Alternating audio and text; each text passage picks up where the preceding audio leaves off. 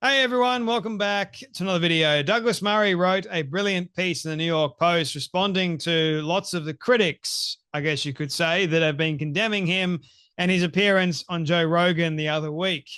He had a debate, if you want to call it that, with the likes of Dave Smith, who's a comedian. And well, Dave Smith has been going on an absolute tirade after the debate performance. Again, quotation marks. I know lots of people didn't think that it was a debate because Douglas went on to promote his book, right?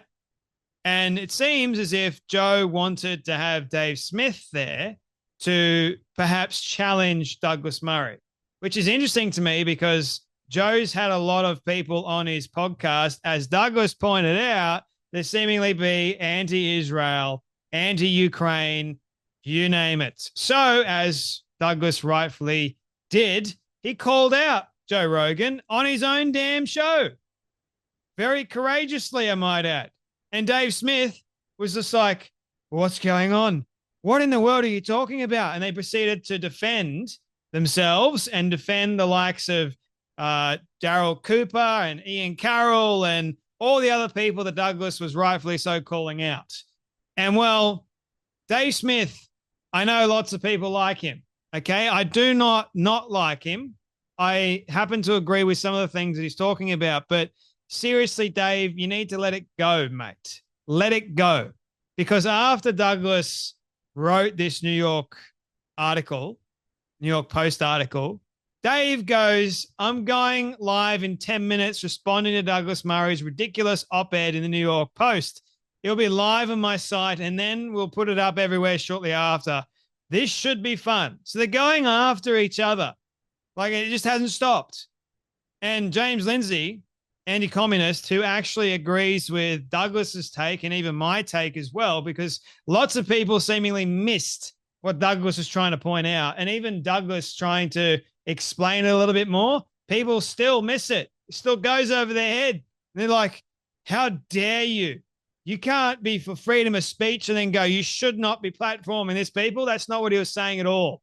You should just be very, very careful when you're hosting or platforming people that just go, look over here, this is what I'm saying. But when confronted about it, they go, oh, I'm just asking questions. They're promoting this dangerous rhetoric, anti-historical rhetoric, and also these other narratives that make absolutely no sense at all. And it's changing history to suit their own side. It's like what the woke left did. Instead, we've got the woke right that are doing it now. It's like now Israel is the bad person. Also, Ukraine are the bad people too. And then you've got Churchill was the bad person. The left came for Churchill, and now the right's coming for Churchill. They prop up these figures as if they are actually the true villains of certain wars. Netanyahu's the devil.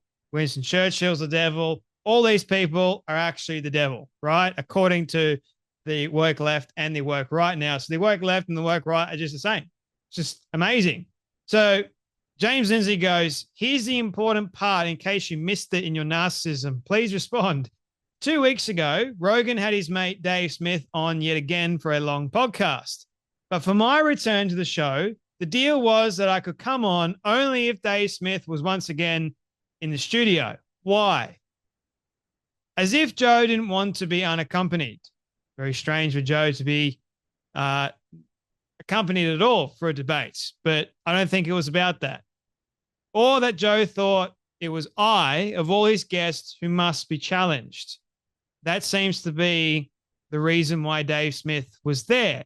Now, Douglas recently went on Bill Maher's show, and, well, you have to watch it for yourself because it's utterly brilliant. Have a watch. Like us do, who recognize this as a big problem on the left, but also recognize the horrible stuff that's going on the right. I mean, you were on Joe Rogan a couple of days ago, a week ago, something like that. It got a lot of press.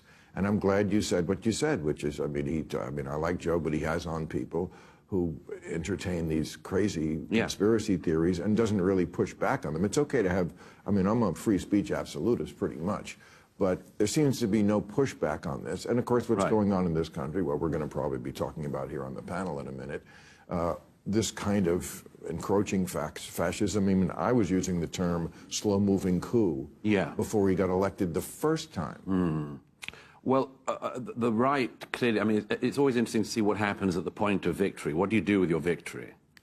And if those people on the American right who are now in the ascendant, if they decide that they want to use their point of victory to, for instance, lie about the origins of the Russia-Ukraine war, or lie about the nature of Hamas, or lie about the state of Israel, or lie about history. I mean, the reason I did this pushback was, I mean, you just have to. I mean, you just have to, in my view. It's basic social hygiene.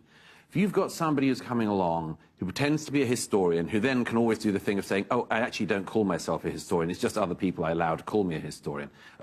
I'm not a car mechanic, but if I kept on being introduced as a car mechanic, I would say, oh, no, you got the wrong guy. So they don't mind it. They don't mind it. They have this slip out. These people that I was trying to call out on Joe's show, they are doing things like Hitler wasn't that much of an anti-Semite. Main problem in the 20th century was Winston Churchill. Winston Churchill was the warmonger. Adolf Hitler wanted peace. And I just, look, it's a matter of social hygiene. Don't feed me this shit. And this is all... And you know, there's obviously this crossover between the people who are just trolls. They say this because they think it's really fun to do the Jewish question, to do like a bit of Holocaust denial, a bit of Hitler praise, a bit of Churchill degradation. They think it's kind of funny. What they're watering and what's going to come up underneath them are going to be people who believe this rot. And a lot of people, you can clearly see on the right at the moment, are very happy if you can denigrate the tradition of Winston Churchill and pretend that Adolf Hitler wasn't so bad, because then you can do things like Christian nationalism. You can do really, really tough nationalist stuff. They basically... You can buy Kanye albums. That's the last stage. That's like the ultimate.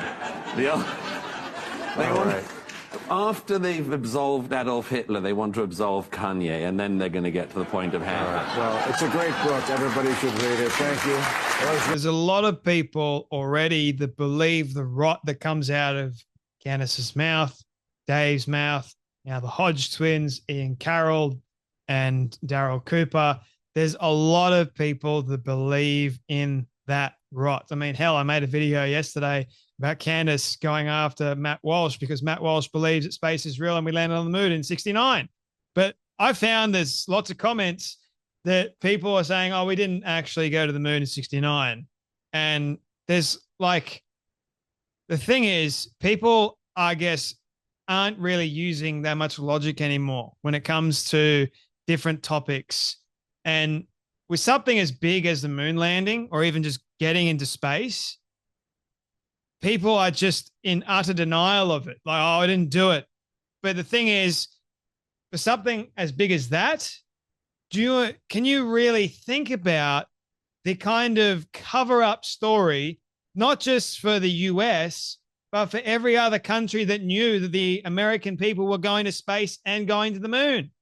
Can you imagine America's enemies, for goodness sake, that were in a rush to get to the moon and beat the US? Can you imagine that? Oh, but no, couldn't possibly. It's just easier for me to believe that we didn't go to the moon in 69 at all. We didn't go to space in 69 at all. And it's just easier to neglect one of the most respected astronauts, Buzz Aldrin, and lots of the others that happen to be Christian. So you're saying that some of the astronauts that went and happened to be Christian, they lied? Okay. Now, it's the same thing, the same kind of viewpoint, I guess you could say, that Douglas is trying to point out. Historical facts. You're just changing things to suit your own narrative, whether it's the moon landing, whether it's Churchill was the real villain of World War II. You've got all these different things that have happened all throughout history, and people are coming along and changing it to suit their own little narrative, whatever that narrative is. And why? What is the ultimate point and purpose of it?